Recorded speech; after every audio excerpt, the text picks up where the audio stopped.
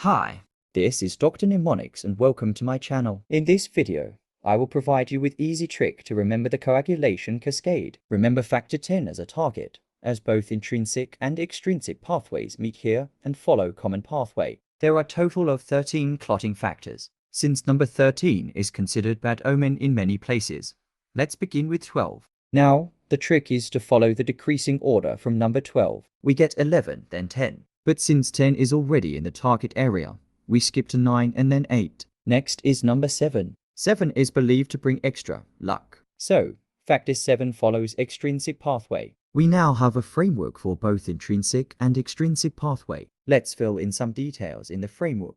Blood trauma or contact with collagen activates factor 12, which then activates factor 11. The activated factor 11 along with calcium then activates factor 9. Factor 8 is activated by thrombin, which along with activated factor 9 activates factor 10. In extrinsic pathway, factor 7 is activated by tissue factor, which then activates factor 10. Now, let's build framework for common pathway. The common pathway begins with factor 10. The trick here is to halve the number and avoid the number after decimal. Half of 10 is 5. Half of 5 is 2.5. Avoid the decimal and take only 2. Again, half of 2 is 1. Now the framework for common pathway is ready. Let's fill into the framework. The activated factor 10 along with factor 5 and calcium forms a complex called prothrombin activator. This prothrombin activator then converts the factor 2, that is, prothrombin into thrombin. The thrombin then converts factor 1, that is, fibrinogen into fibrin fibers.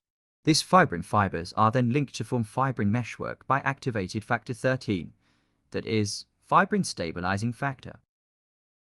Before moving on to anticoagulants, let's look at PT versus PTT. Since PT has only 2 letters, it measures the shorter pathway, that is, extrinsic pathway, and PTT having more letters, it measures longer pathway, that is, intrinsic pathway. Now, let's look at the anticoagulants. Here, I will tell you how to remember the mechanism of action and route of administration of the anticoagulants. Let's start with vitamin K inhibitors, which include warfarin, decumaril, acetylcoumarin. As the group is named, they all inhibit vitamin K. These drugs actually inhibit the gamma carboxylation of vitamin K-dependent clotting factors by inhibiting enzyme epoxide reductase. Mnemonic to remember this enzyme is: take the first part of warfarin, which is war.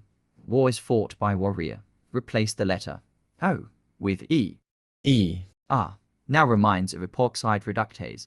Since vitamin supplements are taken orally, all vitamin K inhibitors are taken orally. Next group of anticoagulants are factor 10A inhibitors. This group includes rivaroxaban, apixaban, edoxaban. Mnemonic here is: the first part of rivaroxaban, riva, indicates reversible. 10A indicates factor 10A. Ban means inhibitor, so rivaroxaban is reversible factor 10A. Inhibitor, the letters O, R, A indicates oral route of administration.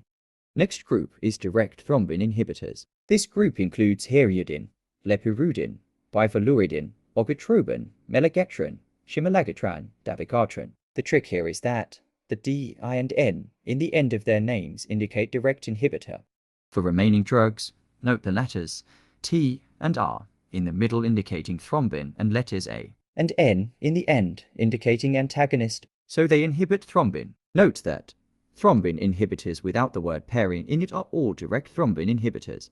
Thrombin inhibitors ending with D-IN are given directly in blood, that is, intravenously. In ogotrobin, note G-A-T as G-I-T and has ban in the end, meaning ban in G-I-T, so given intravenously. Shimalagatran and dabigatran end with gatran, which can be remembered as G-I-T and run. So shimalagatran and dabigatran run in G-I-T, that is, given orally. Exception, melegatran, intravenous route. Now, the next group is indirect thrombin inhibitors. This group includes heparin, enoxaparin, dolteparin, tinzaparin, fondaparinux, idraparinux. Please note that all these drugs have the word parin in their names, so parin equals indirect thrombin inhibitors. These are called indirect thrombin inhibitors because these indirectly inhibit thrombin by activating antithrombin 3. All indirect thrombin inhibitors are given by parenteral route. So remember pairing as parenteral. The fun part of fondaparinux is that it does not require monitoring. I hope this helps you remember.